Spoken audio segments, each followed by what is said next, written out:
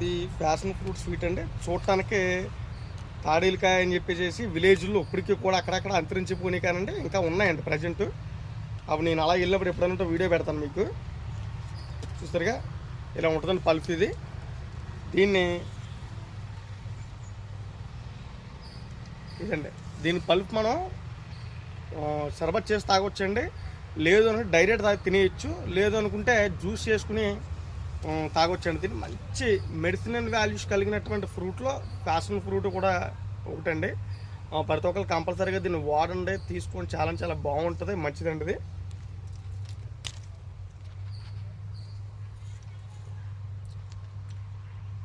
బాగుందండి. అంటే కొద్దిగా ఇంకా ముగ్గలు ఇది ఇంకొక 3-4 డేస్ పాదుంటూ అయితే ఇంకా చాలా బాగుంటుంది. ప్రజెంట్ నేను కోసేసాను చూపించడానికి మీకు. చూసారుగా.